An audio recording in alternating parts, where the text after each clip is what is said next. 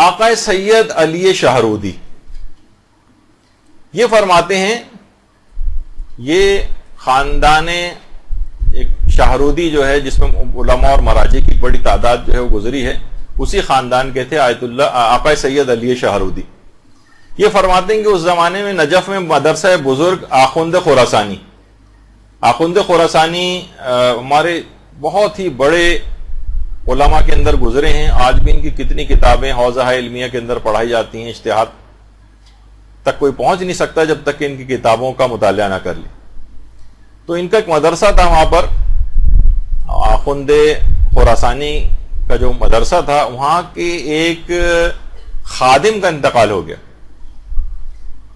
آقا سید علی شہرودی فرماتے ہیں کہ 7 محرم کی شب تھی، عموماً عراق کے اندر 7 محرم کی جو شب ہوتی ہے اس میں مصائب حضرت عباس پڑھے جاتے ہیں، حضرت عباس علمدار علیہ الصلوۃ والسلام سے منسوب یہ شب ہے۔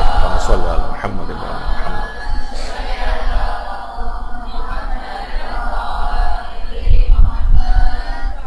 اچھا، اس کے اندر شروع میں چائے وغیرہ تبرک کے طور پر ہوتی ہے، پھر کھانے کا بھی اہتمام تھا۔ اچھا، اس زمانے میں کوئی وہ نہیں تھا کہ بہت بڑی تعداد ہی ہمیشہ مجالس کے لیے، مدرسے کے ہی ایک خادم کی مجلس ترہیم تھی، تو اس میں کم افراد مدعو تھے، صرف 7 افراد مدعو تھے اس مجلس میں، اور 7 افراد ہی کے لیے کھانے کا اہتمام کیا گیا تھا۔ اور اس مجلس کے اندر آقا شیخ عبد الحسین خراسانی، ان کو مجلس پڑھنا تھی۔ اچھا، اب ہوا یہ، سید علی شہرودی فرماتے ہیں کہ اس رات اس جو مجلس ترہیم تھی، کیونکہ خادم کی تھی مدرسے کے، تو آیت اللہ سید محمود شہرودی، جن کی تصویر آپ کے سامنے، آیت اللہ سید محمود شہرودی، ان کو پتہ چلا کہ خادم مدرسہ کی مجلس ترہیم ہے، یہ خود ایک لحاظ سے بن بلائے اس محفل میں آ گئے، اور ان کے ساتھ ہی ان کے بھائی آیت اللہ سید محمد حسینی شہرودی بھی ان کے ساتھ آ گئے، 2 مجتہدین۔ اچھا، جب یہ 2 افراد آئے تو ان مجتہدین کو دیکھ کر دیگر بہت سارے افراد بھی ان کے ساتھ آ گئے۔ کھانا مشکل سے 7 افراد کا اہتمام تھا، اور 24 سے زیادہ افراد آ گئے وہاں پر۔ ظاہر مجتہدین کو دیکھا دیکھی لوگوں نے کہا یہ جا رہے ہیں تو ہم لوگ بھی چلتے ہیں ساتھ میں، 24 افراد، اور کھانا دستیاب اتنا تھا نہیں۔ اچھا، اس زمانے میں بازاروں میں اتنے ایزیلی کھانے اویلیبل نہیں ہوتے تھے، کم پڑ گیا تو بازار سے لے آؤ، ہوم ڈیلیوری سے منگا لو، یہ تو اس زمانے میں نہیں ہوتا تھا۔ اب بانی مجلس سخت پریشان ہو گئے،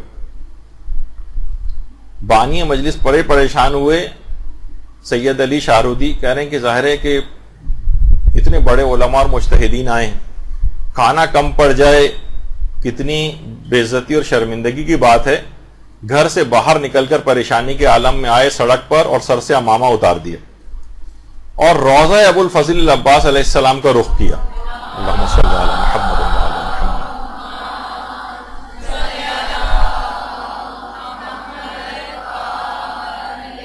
کہا کہ اے ابو الفضل العباس، آپ کی نسبت یہ مجلس ہے، آپ میری آبرو بچا لیں، آپ کے خادم کی مجلس ترہیم، کھانا بہت کم ہے۔ فرماتے ہیں کہ جیسے ہی میں نے حضرت عباس سے توسل کیا، اچانک سے میری دل کی حالت ہی بدل گئی، اور ایک اطمینان آ گیا میرے دل میں۔ میں اندر آیا اور گھر والوں سے کہا کہ کھانا برتنوں میں نکالو، خدا کریم ہے۔ اب کہہ رہے کھانا برتنوں میں نکال کر حاضرین مجلس کی طرف کھانا بھیجا، لیکن یہ خود سید علی شہرودی وہاں نہیں گئے، بس کھانا بھیج دیا۔ اور اس کے بعد یہ تھا کہ جب کھانے کی کچھ کمی ہوگی تو دوبارہ آواز آئے گی کہ مزید کھانا چاہیے۔ کہہ رہے ہیں انتظار کرتے رہے یہاں تک کہ آواز آئی، سید علی شہرودی بس کیجئے، سب کھانا کھا چکے ہیں، مزید بھیجنے کی ضرورت نہیں۔ اب اللہم صلی علی محمد وعلی محمد۔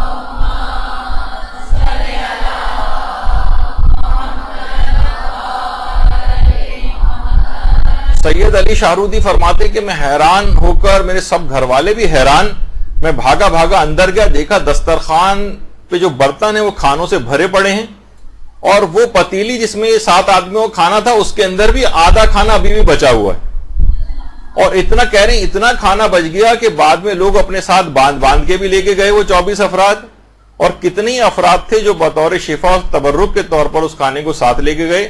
آقا سید علی شاہرودی فرماتے ہیں میں قسم کھا کے حضرت ابو الفضل العباس کی قسم کھا کے کہتا ہوں کہ اتنا کھانا بچ گیا کہ اگلے دن ہم نے پڑوسیوں میں اس کھانے کو تقسیم کیا اور 3 دن تک خود بھی اس کھانے کو کھایا.